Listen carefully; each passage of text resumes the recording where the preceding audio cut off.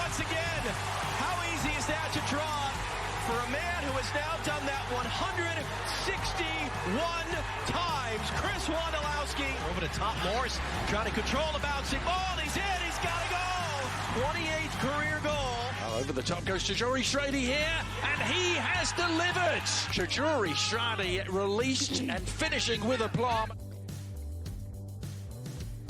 A little Group A action to start your week off. NYCFC taking on Miami. Maxi Morales. They miss him, but Juan Agudelo with a shot early on for Miami. Sean Johnson coming up nice with the save. And here's another. Miami bringing it to him a little bit. Clear-cut chances in this one. This one just offsides here. I think the early morning kickoff slowed things down. This is a really nice ball, though, from Matrita. Oh, yeah. And a great first touch there from Where was the Shrady. Miami defense, Kalen? Well, that's a good question. But hey, Tajuri Shradi's not complaining. No, certainly not. I mean, that was their first goal of the tournament, too. So, second goal. Both second teams have goal, had trouble Kalen. scoring. Second goal. Bad. Second goal of the tournament. Let's give NYCFC their due. So Respect. NYCFC, it's their first win. Their first win of the season and of the tournament. Here's a look at the stats from the game. Lots of passes, not a whole lot of shots created for either side. But NYCFC, Miami officially, their tournament is over. NYCFC still a chance for them in that wild card. Again, the top four third place teams will move on. NYCFC just on 3 points, so they're going to need some help from other teams. There's still a lot of games to be played, so we'll see how their chances look after some of these other games. But guys, welcome on into MLS Today, presented by AT&T. I'm Susanna Collins. I am joined by Kalen Carr. Kalen, it's the group stages are kind of winding down, and we're starting to get a look at what these knockout round stages are going to look like. Any surprises for you? How are you feeling about how this is shaping up? Well, just to get back to that point, I think New York City are still in trouble because they still have quite a number of games still to go. And look, I don't really think this is winding down. I think this is just getting now to the do or die time for teams that are really trying to get into this third knockout stage. I would expect to see the matches pick up in quality. We've got some good ones coming up tonight and tomorrow as well. But it's really, we saw Sounders come back against the wall and get a big performance. So now it's really testing who can come through in the clutch and find their way through to the knockouts. Indeed. All right, well, coming up, we're going to take a look at the live press conferences for both NYCFC and Miami. We'll take a look at the feel-good story of the tournament, and that is San Jose. And we're going to call it an unlikely run to the top of their group, and we'll also look ahead to tonight's action. So let's flash up that full screen again of the wild card standings. This is how it looks right now. Now, again, NYCFC there's still a chance, but there are so many games left to be played. Chicago only having played 2 games, Sporting Kansas City, Cincinnati. So their position is very precarious for me. DC could also find their way in there. Houston, yeah. Every single team there besides NYCFC still has their third match to play. So a potential 3 points on the table for them. And then as well as it coming down to goal difference, NYCFC still only with a -2 goal difference. So when you start to look at that figure, it does become difficult. Now, Cincinnati has a tough final match and so do the other teams. So they're still in it, but I would say they are probably not in the position that you would have expected going into the tournament with NYCFC, having the talent they have to have a -2 goal difference and have to really kind of eke out a 1-0 victory in their last match. I would say unconvincingly, not the team that we've been accustomed to see. No Maxi Morales, of course, will lead to that, but yeah, I'm excited to see the rest of these teams go at it. So, NYCFC still alive, but this is only their first win in the tournament, first win of the season. They have only scored 2 goals that we've seen so far. They said it on the broadcast, and I thought this could be an interesting point, that under Ronnie Dyla, it's a little bit more, they're not as free. They're not as free as they were under Dome Torrent. And guys like Maxime Hébert, who was not injured in, or who didn't play in this. He had a hamstring injury that he suffered in training. But it's almost like they haven't really quite adjusted to Dyla's sort of more sense of control of this team and these direct roles. Do you agree with that assessment in some of their struggles? I'm not so sure about that, to be honest. It does take a little bit of time for a new manager to come in and implement a system, but I don't see them as being held back by some type of really difficult system that is hard to comprehend. I just think they really missed the connector, and that is Maxi Morales, because without them, you take one piece away and you see kind of how teams fall apart. You look at Joseph Martinez and Atlanta United and how it's really looked different. I would say the same thing of when you see the reinsertion of Jordan Morris to a lineup, how he's able to really take that team to warp speed. And you take out Maxi Morales, it becomes a little bit individualistic at times. And what they have going for them is even without Hébert, even without Maxi Morales, they still have enough quality amongst the side where you're falling to Matrita and Castellanos, to Juri Shradi, Medina. There's just a lot of quality that eventually you would hope could find a moment in the match. And it came through a nice sort of ball in behind from Matrita, and Juri Shradi shows his quality to take that first touchdown and put it in here. But that's a long time in the air if you're Inter Miami. So Figal and Ambrose, you would hope would have a chance to recover. Just looked a little bit slow to notice, because it is a flighted ball. But credit to Juri Shradi for taking that first touch right into space. Not a lot of margin for error, and that's where NYCFC, even despite Maxi being gone, we're still had the roster to be able to see themselves on top today. Have you seen any progression for them since the start of the tournament? Has there been things that they've improved on, or has it been sort of stagnant in terms of their form? I mean, I think you have to say they've improved it just by getting the victory, and finding a way to get a result on a hot morning where maybe things hadn't gone their way in the tournament. So, I think there's some progression. It's tough for all these teams to just kind of flip the switch and turn the lights on, and then you add injuries and you add different factors that come into it. So, it hasn't looked good for NYCFC. There has been a problem taking it from the midfield to and possession to actually creating real chances. And they've had some good ones in the tournament, but this is a team that shouldn't be winning matches necessarily 1-0 with 8 shots today. They should be a team that has a lot more opportunities and is able to score goals in bunches. So, but I can't help but go back to how big of a figure Maxi Morales is. 20 assists, led the league in MLS last year. They really rely on him to take that possession to really dangerous chances. All right, let's talk about Miami. Unfortunately for them, this is the end of the road for them in the MLS's back tournament. And I don't like this stat. I don't want to put this up, but it's true. If this result holds, and it did, Inter Miami will break an MLS record for the worst start to an expansion season in league history by losing each of their first 5 matches. Now, in Miami's defense, they have been in every single game that they played. It's not like they are getting blown out of these matches. We have also been, I would say, a little bit spoiled in terms of the success of expansion teams that we've seen in recent years when you look at Atlanta and LAFC. But in context, they haven't all been successful. It's that, and that's also a very good point. Is it as bad for Miami as that stat suggests that this is? Well, that's what the issue is expectations, right? And when you have a team in a market like Miami, and you have the ownership group that they have, and then they bring in Paul McDonough, and you start to see these pieces take shape, and you look at it, and you know the question always has been, is this the next Atlanta? Is this the next LAFC? And I think that's the way they sort of fashion themselves. But it looks a lot closer to the way that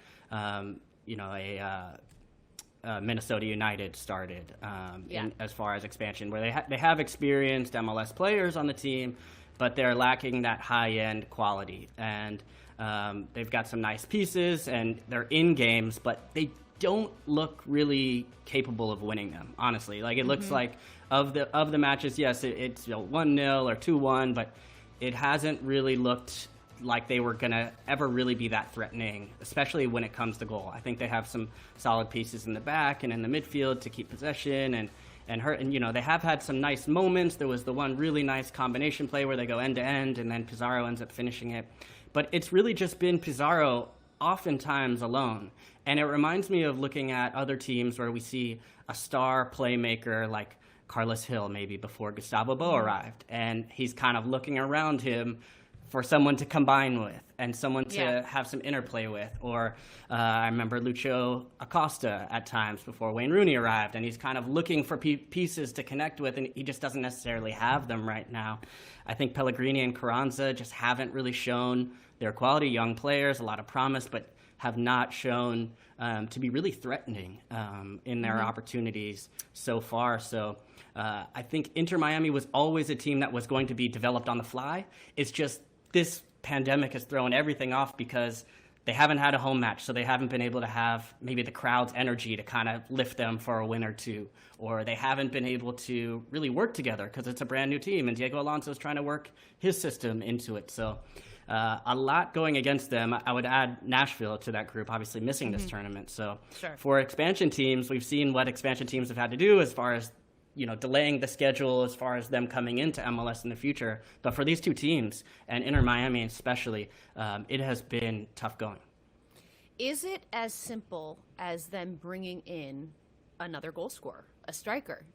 How much of their problems will that solve just in getting another guy who can put the ball in the back of the net, be up top with Pizarro? Depends who it is. It depends who it is. I think that would help. That's a must. That's a must right there. I think adding LGP to the back line will help. When you look at that play where they conceded today, that's the type of play you would imagine LGP would be able to kind of turn and track down. And with his experience in MLS, top quality center back, that's going to help in the back. But yeah, it really is going forward where they need talent, and they're rumored to be in for big names always. And I think they will see this 0-5 start, and if there wasn't some urgency before, they're going to be a lot more urgent to go out into the market and try and find some help. Ooh, man, I am surprised. I don't know if you are surprised by this 0-5 start from Miami, but this really is not what I had anticipated from them at all.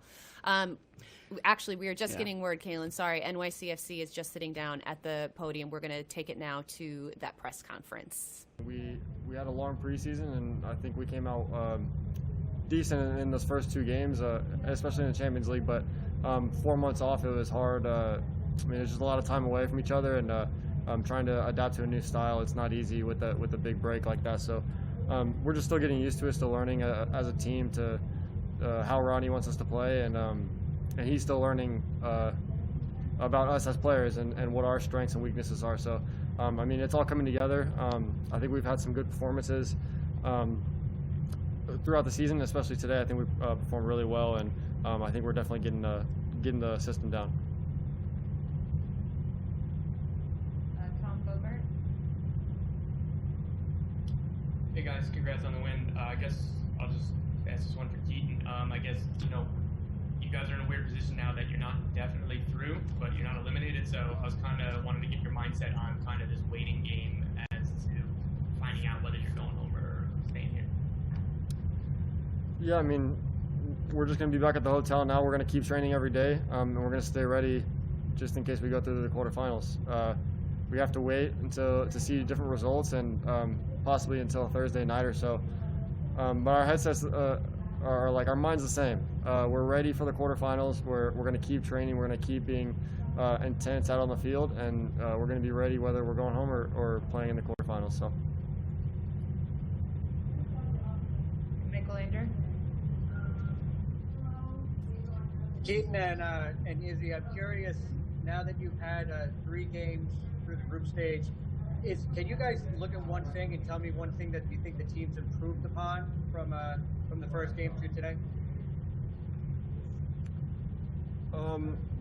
I think we just came out stronger today, right from the start. I think we had some slow starts in the last 2 games, and I mean, the other teams came out intense, and coming out slow and making little mistakes, you can't afford to do that in this league. And we got punished for it. So today we came out strong from the first whistle. We were attacking, and we were getting chances, and we were creating, and we didn't let them have anything. So I think that was the difference between our last 2 games and today.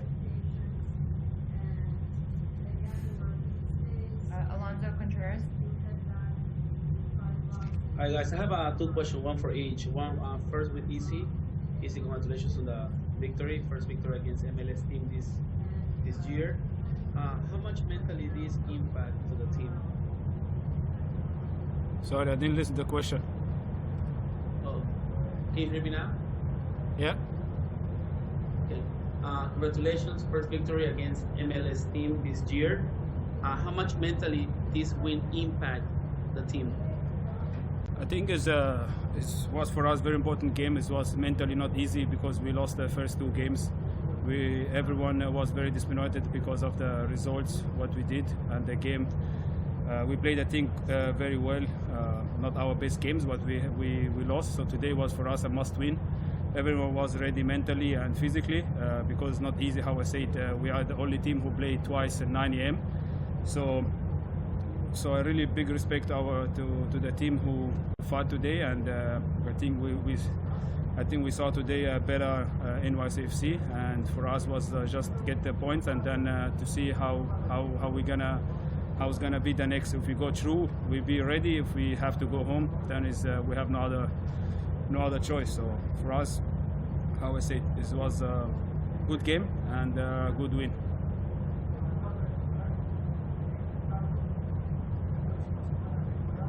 Alonso, I think you said you had one more. Yes, I have one more for Parks. Parks, as a midfielder, what do you think is missing in the team when most of the games you guys have possession of the ball? I think we're still missing a lot.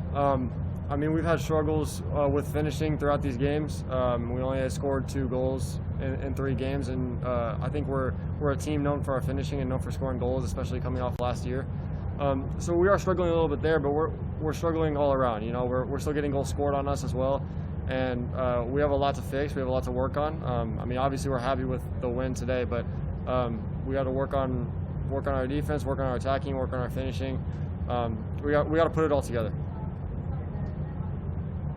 We'll do 2 more because Ronnie's waiting. So Michael Lewis, and then we'll do. All right, well, we just heard from NYCFC. On Miami side, however, they are eliminated from the MLS's back tournament. Kaylin, I mean, it's easy to say, like, well, yeah, they've got to go back. They're going to, a ton of stuff to work on. If you had to pinpoint something for Miami, what is going to be their focus coming off of this tournament? For Inter Miami? Yeah. Ooh, I don't know. It's a long time because now it's already. You got to think of it this way: they've had to wait going into the tournament, right, for a long time, and they had this stop-start thing. Now they're going to have to wait probably at least through the rest of this tournament until games resume.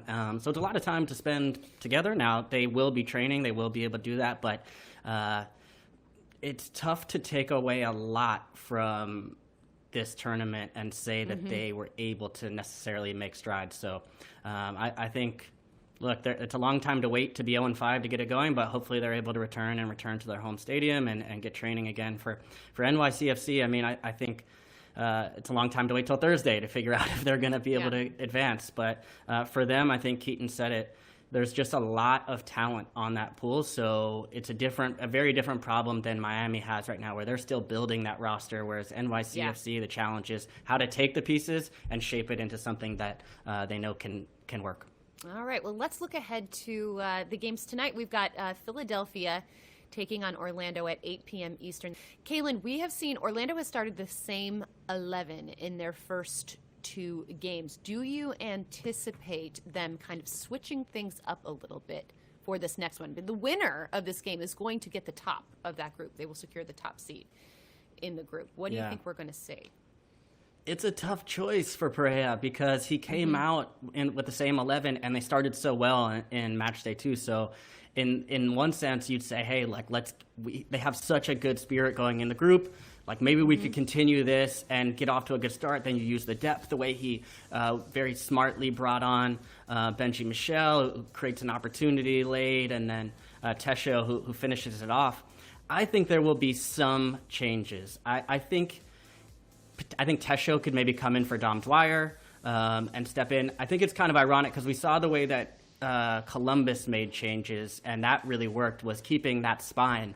I actually think it may be the opposite for Orlando City in the sense that so much of their strength comes from their wide play. So maybe you keep the, sort of the de facto spine, which is your strength on the width, and then you make a couple changes with Tesho and some pieces maybe in the middle of midfield to have some fresh legs. So, I don't know. It's going to be some tough choices there for Perea, but they've got a lot of energy going. What about on Philadelphia's side? Do you think Jim Curtin is going to switch some things up for this one? Well, we know they have to make at least one change. They have Ramirez out due to a red card, so I would expect Warren Creval to step in there. I think you could potentially see Fontana step in. I think Sergio Santos, they want to get him going. I could see him going from the start again. Philadelphia, it's interesting. They've gotten 2 good results, but I don't know if they have had that one convincing win where they have played their best throughout the entire match. So I saw this article with Jim Curtin talking about it, and he has said he's basically trying to push them to a higher standard. So I think in some ways this last game, they want to win the top of the group. Of course, this is also counting for regular season points, which will be important for playoff positioning when we get there. And so I think Philadelphia will have a lot to play for, but when you're making decisions about rotating the lineup, it's not just, in a tournament especially, it's not just about having fresh legs. I think it's also about getting minutes for guys that are going to have to play important minutes for you as you go later in the tournament. And we've seen this throughout, whether it's the Women's World Cup or any other tournament you see. The squad rotation is not just about giving guys a rest, it's about giving guys some matches. And for guys that haven't had 90 minutes or 70 minutes and have just gotten here and there, it's important to get some of these guys some games, because if you do have an injury late on or you do have a red card or something like that, you need to know that these guys are not just being thrown into the fire and they've got their legs underneath them. So good. Both sides, I think, will be making some changes. Cool. We'll find out at 8 p.m. tonight. But tomorrow morning, we have another great one to look forward to. Toronto taking on New England. That's at 9 a.m. on ESPN. I'm very much looking forward to this game. This is the standings at Group C right now. Toronto and New England both on 4 points. So this is going to decide who essentially goes to the top of this. And this is an interesting tweet from Christian Jack. He said, Greg Vanny says Jonathan Osorio and Josie Altidore did participate in full training today, expects Osorio will be available and is hopeful for Altidore at some point ahead of Tuesday's game against New England. Now, this kind of goes back to what you were saying, Kaylin, about the importance of getting guys actual game minutes, because it's one thing to be training and putting it all out there in training, but game action is a completely different story. With Ayo Akinola doing as well as he has been doing, I mean, do they need to get Josie minutes at this point? Does it matter for TFC right now?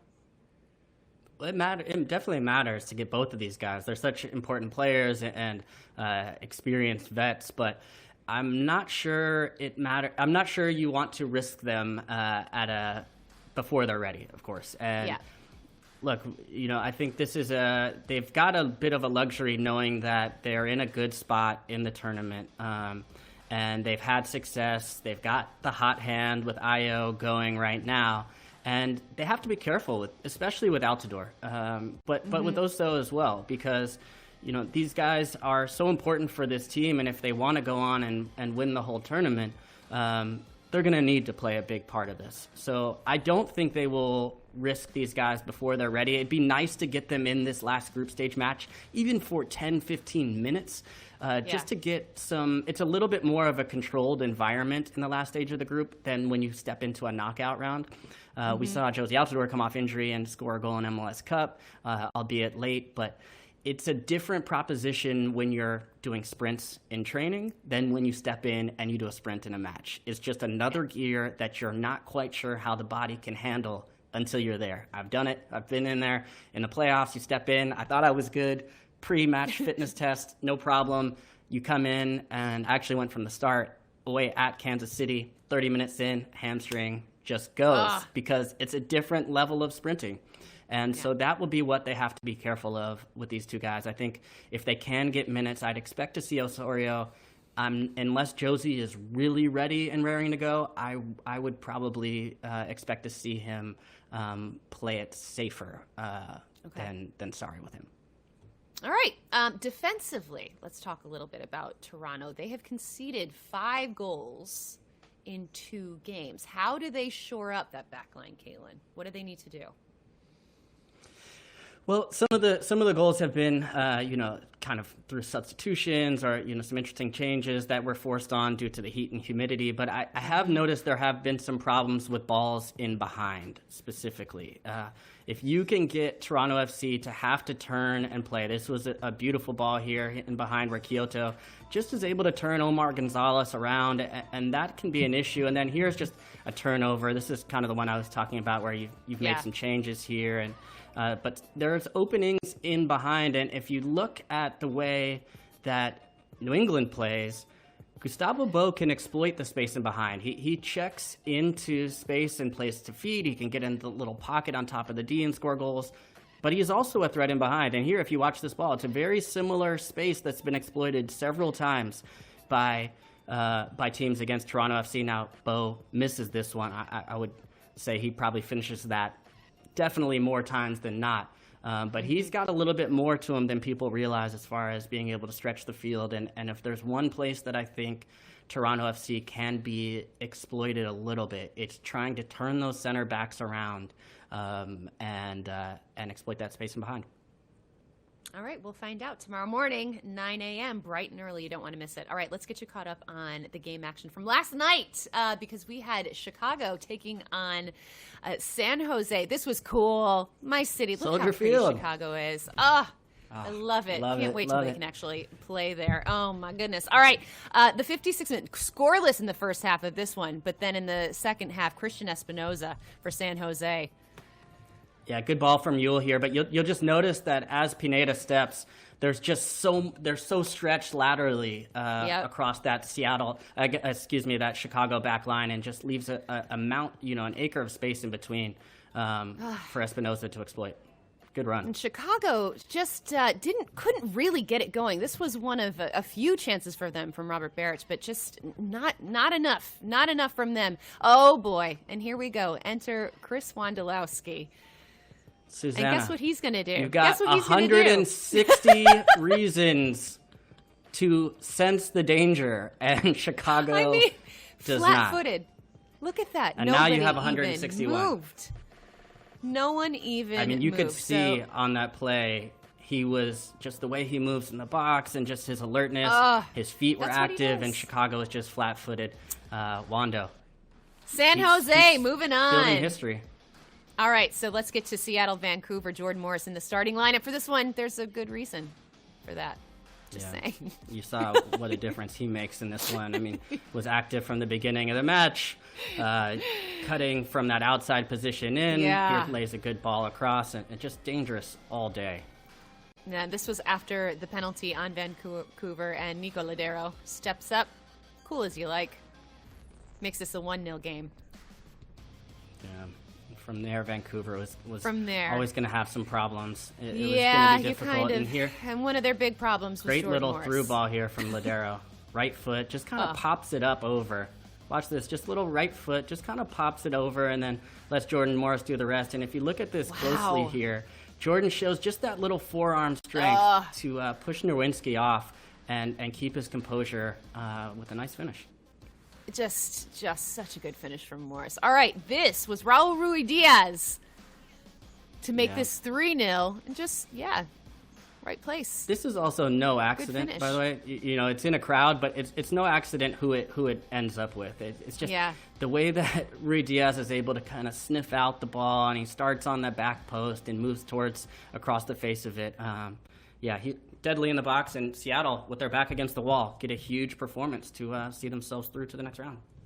Huge performance. Well, one of the feel-good stories of this tournament, the San Jose Earthquakes. Kaylin, I know you don't particularly love talking about this, but I mean, they're going through. What do you mean, Susanna? We know. There has been you and San Jose. I don't know what the relationship strife is there, but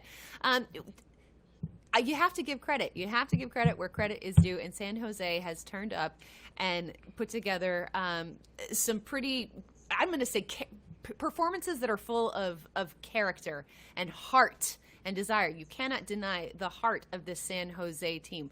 Why do you think that they have been able to be successful and win their group?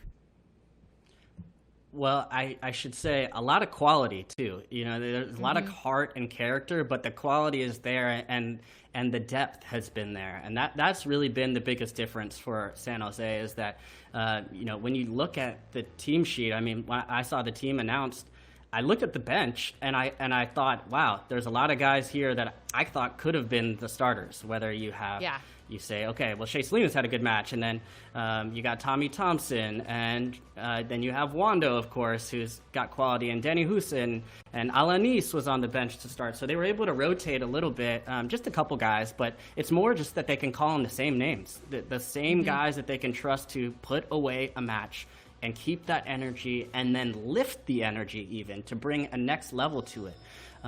So, I mean, my question for them was more about, I thought some of the risk that they take makes me nervous, or I thought exposes them too much. But when you look at it, there's actually, they're not the only team that does this. LAFC is willing to take risks, and they stick to their philosophy. And actually talking to Shea Salinas kind of helped me understand a little bit better as to how they're willing to take these risks, and they're willing to expose themselves to counterattacks, and they're willing to take risks with the ball where maybe it can really burn them. But what they can do is they will continue to apply that pressure. They will continue relentlessly to push towards the end of the game. And I think for certain matchups, they may find problems with that when they find the wrong team, if they run up an LAFC or a Houston team that really kind of wants to embrace that end-to-end style. But I think you have to give them a ton of credit, because part of it is the emotion in the group, and the good feeling, the goodwill amongst each other has really made them one of the stories of the tournament so far. I got to give it up. Another story of the tournament, Wondo just continuing to score goals. There had been some speculation, maybe perhaps, this could be his final season, but this does not look like a guy who is ready to hang up his boots anytime soon, Kaylin. 161 goals. It's insane. It's just insane to me. And I loved what you pointed out in those highlights, is that, he enters the game and he immediately knows what his job is. He's looking to score goals, and he's just in the box. He's itching. He's jumping around. There's movement. What do you think of his play? I mean, I feel like we could see him play for at least another 3 seasons after this. The guy just doesn't stop. Sure, why not? I mean, look, if you look at this play, he's just so dangerous in the box. He kind of loops around his run in between the back line, you can see here, and then he's just more active. He's just more alert than anybody on Chicago. And I was joking about it, but 160 reasons to be nervous about this guy. And still, for some reason, it seems like he's constantly getting on the end of these. And it's because of that energy, it's because of that enthusiasm, that smart, that intelligent run to be able to create space and get between the center backs. And then the finishing ability has always been there. I played with him in youth soccer. We were club teammates. And people ask me, has something changed? Did he recommit himself to finishing? And it's like, no, this is just what Wondo has done at any level throughout his career, from the reserve leagues, even before he was playing. He just scores goals. That's what he does. He just has the ability to get in the box and do this. And now when you have a tournament, and we've talked about how many teams are struggling or players are struggling when you kind of just flip the switch and turn the lights on, well, Wondo is not that problem, of course, because he, if anything, is capitalizing on the lack of cohesiveness or the alertness or the fatigue of defenders when he comes on late in games. And then you see Wondo entering the match, and it's a nightmare. It's an absolute nightmare, because you're looking at a guy that is as hungry as ever to continue scoring goals. It is incredible to watch his continued performance. And look, I want to see them go deep in the tournament, because to Herc's tweet, we haven't seen enough of Wondo in the play. We haven't seen enough of them in the playoffs, and we haven't seen enough of those big moments or opportunities for Wondo to get to a final or to lift a trophy. And I think this would be a great start for them. And then when you look at the shelf life of this team and the way they're building and the excitement around Almeida, there's going to be interest in Almeida long-term from other places around the world. That's just a new factor, a new reality of MLS managers who have success, especially with international pedigree. So I think him staying, Wondo staying, there is still a window of opportunity for this Quakes team to make a run. And I think this MLS back tournament is a perfect venue for them. All right, let's talk about the Seattle Sounders. Now, we kind of knew this was going to happen. I think I called it on our last game. I was like, in our MGM Pick 6, I said, I think Seattle's going to score first. I feel like they're going to bounce back from two kind of subpar performances, and that's exactly what they did. This is what they do. When Seattle's backs You got to help me out on my Predict 6, Suze. I think that's like the only one that I have gotten right, so I'm probably not the best to consult. But in this respect, for Seattle, they just have this knack, Kaylin. It's like when it matters, they can turn it on, and when they turn it on, they look so very good and so hard to beat. What was the big difference for you with Seattle last night as opposed to their first two performances? Jordan Morris. Yeah. Jordan Morris. He changes them in ways where he takes them from being a team that is tough to beat to a team that's nearly impossible to stop. And that threat in behind really makes the Seattle team a completely different team. And because it goes from, if you want to check to Rui Diaz and you want to play tight on him, then guess what? You're not just as he's checking, Jordan is coming in behind, and then Ladero's the one passing the ball. So it's just an impossible question, because then if you drop off and you give Rui Diaz a little bit of space, then he's going to turn on you, and he's going to be able to facilitate or shoot on top of the box. And then you got Ladero making runs in behind, and then it allows the outside backs to contribute into the attack. And so it's one player changes a ton for them. And yes, he had to be rested in the last match, and it just didn't look the same. Well, here you see him take that next step, and he's not just contributing through goals and assists. It's just that constant danger, that threat where even if he, from a wide position, is making you change the entire way that you have to defend. What is his ceiling, Kaylin? Where can he go? How far can he go? Look, I mean, that starts to get into questions of the national team and Europe. And I think, for a long time, people have asked to say, well, is Jordan Morris going to go to Europe? And look, he could go play in the Bundesliga, I think, a long time ago and have success the way we've seen other American players, particularly the young ones who are over there doing really well. But I think Jordan has shown consistent improvement in MLS, and the fact that he has he's not only not stagnated, but he's taken big step forwards. I mean, even when you look at his performance with the national team, he has been one of the only guys that you can count on to be reliable for goals, to be reliable consistently for the national team. And I go back to some of it, and look, he had that ACL injury, and I just know from my experience, coming off an ACL, he has the same speed, he has the same strength. He actually looks stronger than he did going into it. But I think he's talked about appreciating being on the field more. And sometimes the game can actually slow down from you when you step back onto the pitch after you've seen it from a different perspective. And I think he's been able to watch the game. Things look a little bit, especially for players with speed, sometimes it's all going so fast. And, early on in his career, he was able to use that speed, but he's been able to control it where he doesn't need to beat the guy and just completely annihilate him. He's getting to the end line, but then he's slowing down and picking his head up and finding the right pass and the cutback ball, or whether he's going to try and lift it or lob it. And so I think Jordan has matured as a person and as a player. So I think he can continue to do that in MLS. Now, look, if he goes on and goes to Qatar and scores a couple goals in the tournament and has won multiple MLS Cups at this point, and then decides, hey, look, this is my chance to take a shot at it. Good for him. But right now, he's long been an important player for the Sounders, and I think his development within that franchise has continued to really grow and skyrocket. So.